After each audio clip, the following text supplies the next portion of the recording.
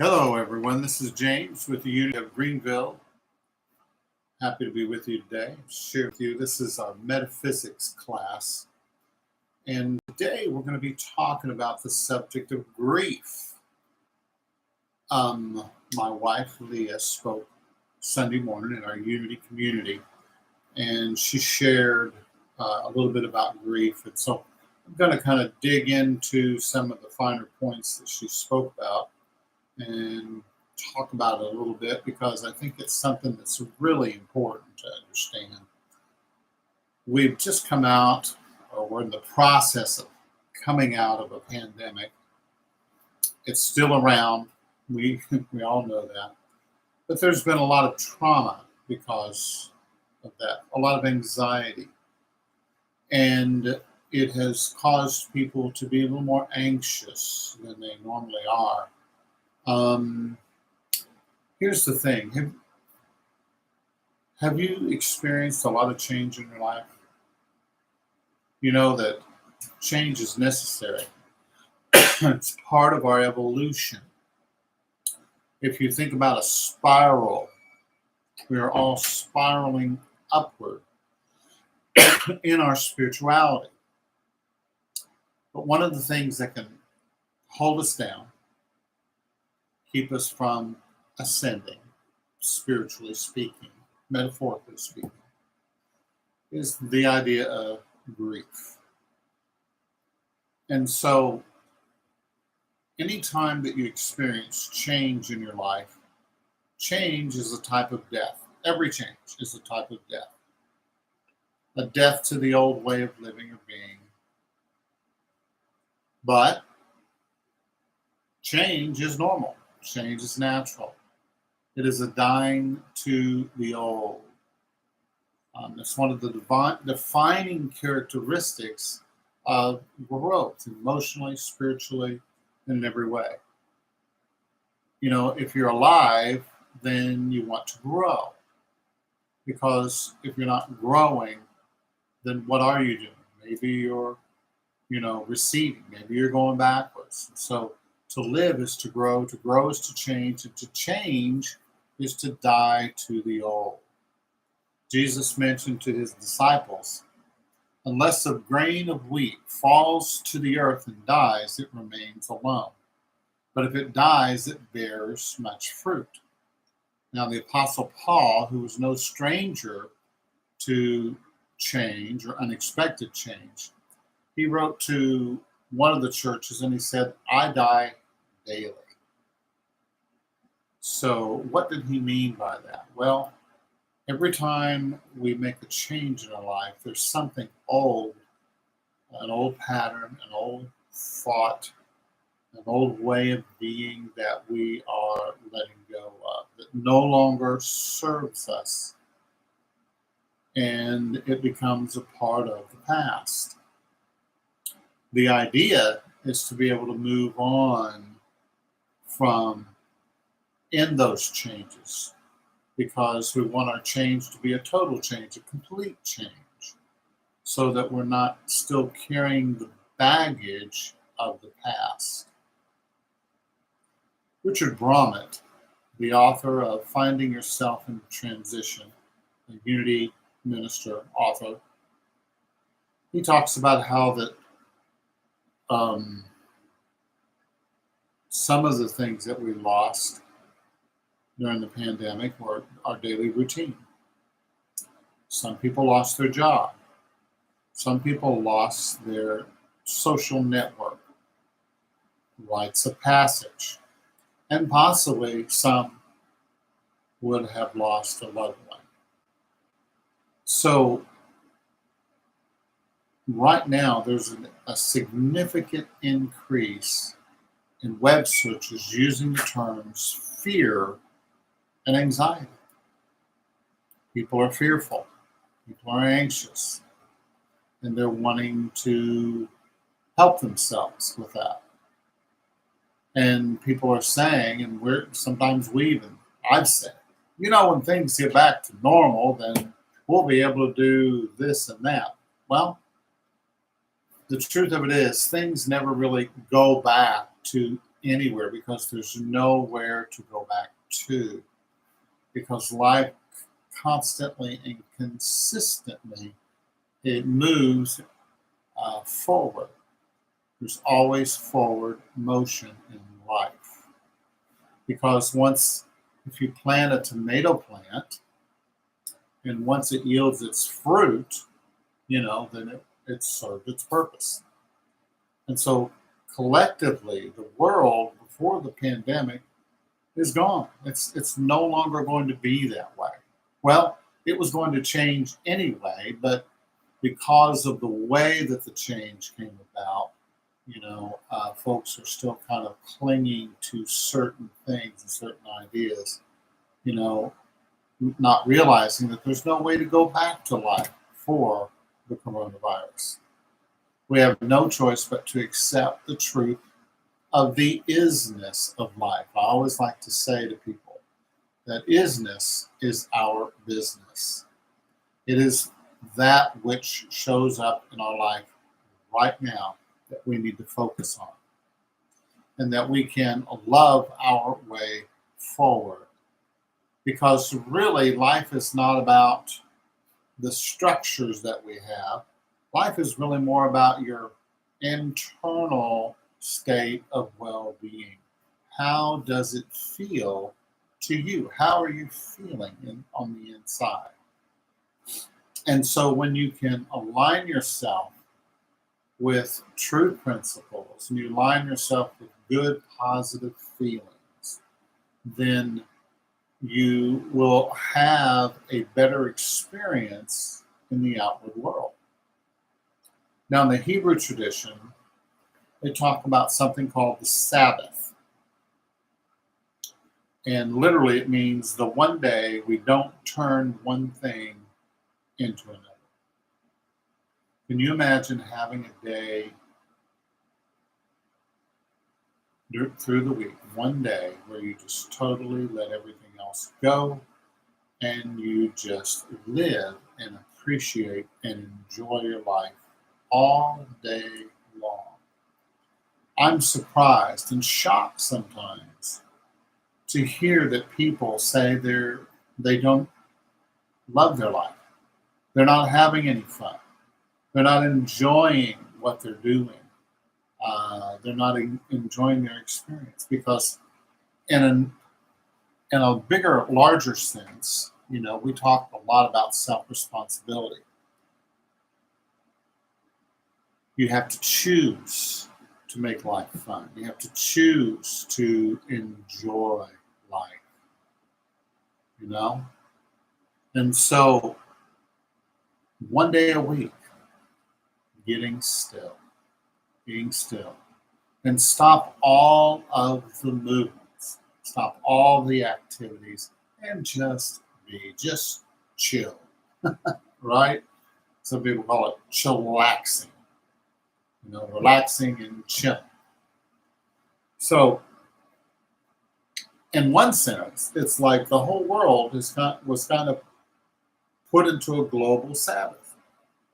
We had no choice but to stop running from here to there, to stop planning, scheming, manipulating, even stop dreaming, to stop turning one thing into another. All to where we are, so that we might discover yet again that everything is sacred and that we are each other. That's taken from Mark Nepo's book, Surviving Storms. The old world is gone. The world as we have known it has broken down, and this creates a sense of loss. No matter how we move forward, it's important that we grieve what is no more. It's very important to grieve our losses because we're emotional beings. We're intellectual beings and we are emotional beings. And so emotion is energy in motion. It's very important not to allow the emotion or the energy to get stuck in your body. Because when that happens, it creates illness. It creates toxicity in your body. And so it's really important that we learn how to grieve what we have lost. Now, Elizabeth Kubler-Ross, the Swiss-born psychiatrist and the mother of the modern hospice movement, she talked about 5 stages of grief that she spoke about in her book on death and dying. She said that these stages are not necessarily sequential, but they're more of a constellation of passages that we can move through or get stuck in any order. So in the pandemic America, there were many sections of our society where people got stuck in different stages of grief. And it happens, Whenever you go through the process of grief, it's easy to get caught in one of these stages. Because grief, according to Mark Nepo, grief requires us to make new maps. For when we lose something dear, a person or a way of life, the geography as we have known it has changed. And so our old maps, no matter how dear, are no longer accurate. They're no longer of use to us. So we have to make new maps for how to move forward. And in its paradoxical way, grief forces us back into the world where we have to keep learning. That's a quote from Mark Nepo. Now, there are 5 stages of grief. And if you look at people, you can kind of see many times where they're stuck, possibly. Or you can see where they are in the process of grief. Everyone goes through these, not necessarily in this order, but it happens. And the first one that Kubler-Ross mentions is denial. Our reality has suddenly shifted, and it takes our minds time to adjust to a new reality. So it's not only an attempt to pretend that the loss doesn't exist, but it's also an attempt to absorb and understand what is happening. So if we can pretend that the change isn't happening, we can keep it at a distance. Then maybe it will go away. Well, this is a bit like the ostrich burying its head in the sand. Many people are in denial, and we're in denial. There were lots of ideas and thoughts about all kinds of things. But basically, it's just old-fashioned denial. So, this is the first stage.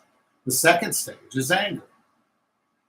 And we look to blame someone or something else for making this happen to us. We play the blame game. Oh, it's their fault. It's his fault. It's her fault. It's the situation's fault. It's the society's fault. Or it's the economy. It's the government. It's your boss. Or it's God, or the universe. And we find ourselves finding fault with the smallest of things. So this is second in the process, anger. We get angry. Thirdly is bargaining, where we want to make a secret deal with God. We say to God, let's make a deal here, God. If I promise to do this, then will you do that? Make the change not happen. I was watching a show recently, and in the show was a drama. The lady was praying. She was saying, please, please take this away. Please, please take this away. And she said it over and over and over, asking for the situation to be taken away. And I thought about that. Thought, well, maybe that's a little bit like bargaining. She was saying, I'm a good person. I don't deserve this. Please take this away. And so Um, the best way to deal with any situation is through it, is to go through it. And the sooner you start walking through it, the sooner you will get through it to the other side. Because this too will pass. Because everything, after a while, will lose its hold upon you. And so this bargaining is not really necessary. You don't have to make a deal with God or attempt to. You basically want to just walk through whatever it is that you're experiencing and try to understand it as much as you can.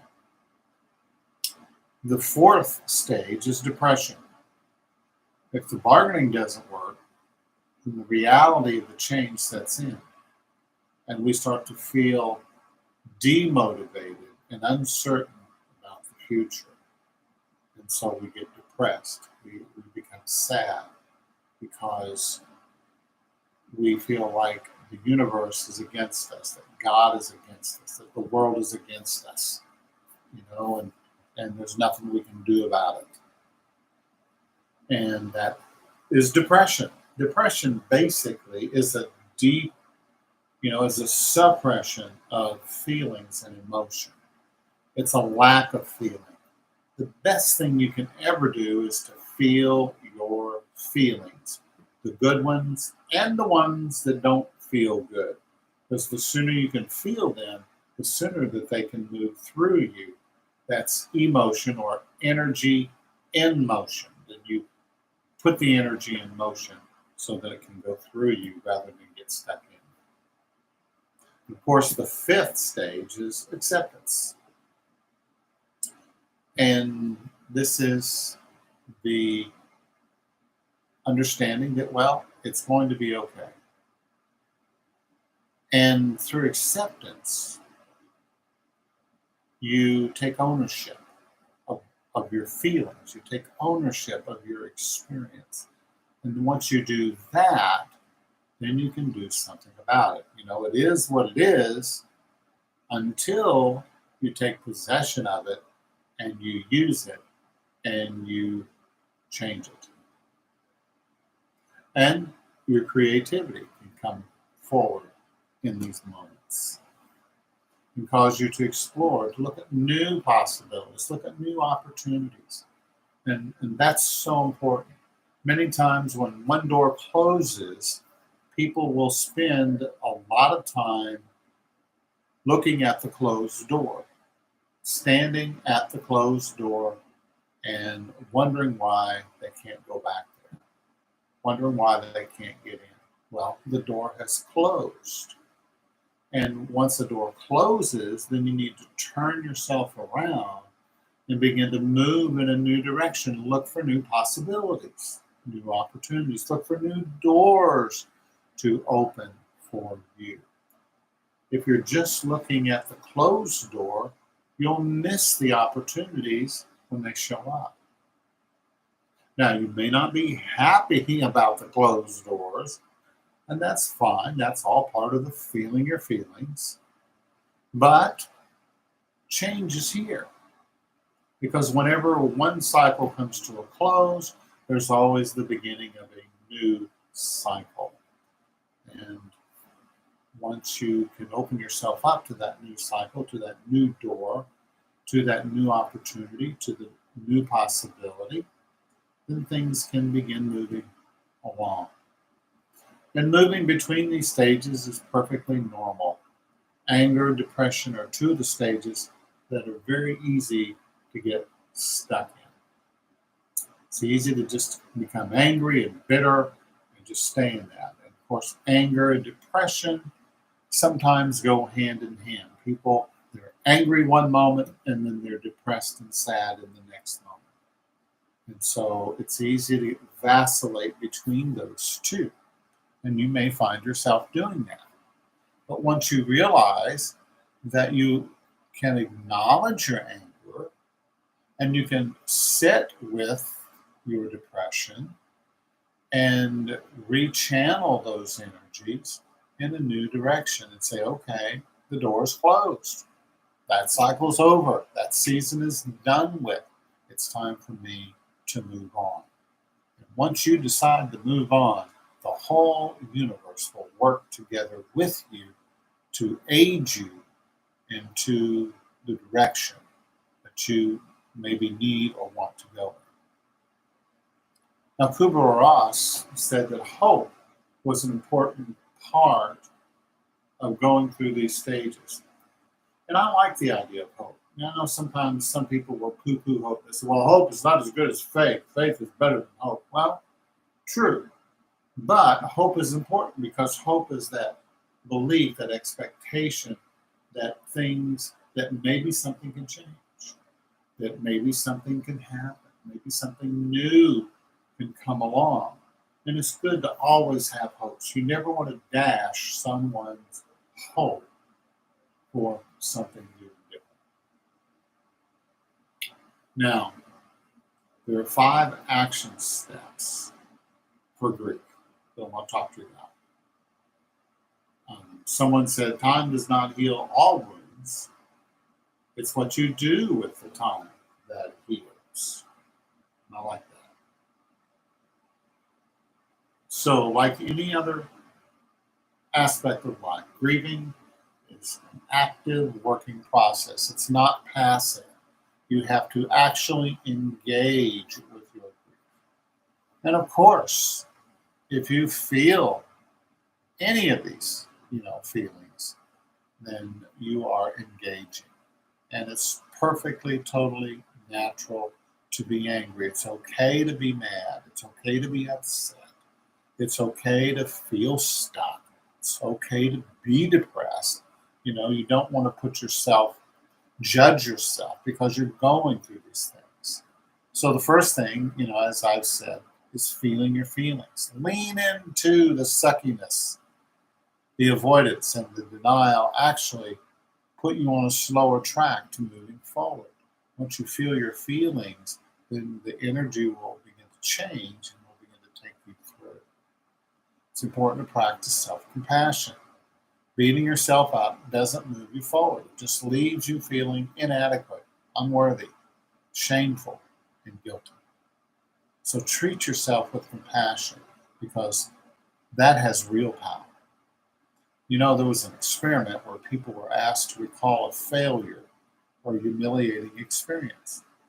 And those who wrote themselves a letter expressing the same care and understanding that they would offer a friend felt meaningfully better than people that were asked to write about their positive traits.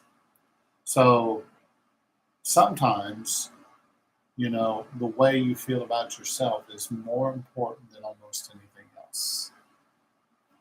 And how you deal with yourself. So be compassionate. Recognize, number 3, that your connection to this situation, to grief, is a shared human experience. We all have loss in our lives. We all experience losses. It's a part of the human experience. Nothing stays the same. Everything is birthed into the world, and then at some point will leave, will die, and leave the world. So it's important not to become myopic and think that, hey, I'm the only one going through this. No, you're not. It's a shared human experience. Loss is inevitable. Number 4, practice gratitude. Feelings of gratitude actually can coexist with feelings of pain and anger. You may feel angry, but then you sit down and you say, well, I do have things that I'm grateful for. And you practice thinking about, meditating upon, maybe even speaking or talking about or writing about all the things that you're grateful for on a regular basis. A lot of folks do a gratitude diary these days, and I think that's a good idea. And, there have been times in my life where I've sat down and I've just written down all the things that I'm grateful for. And you know how many pieces of paper that you can go through? When you start writing all the things that you're grateful for, it's fantastic. So practice gratitude. Even if you're depressed, even if you're angry, just think to yourself, what am I grateful for? What's going right in my life?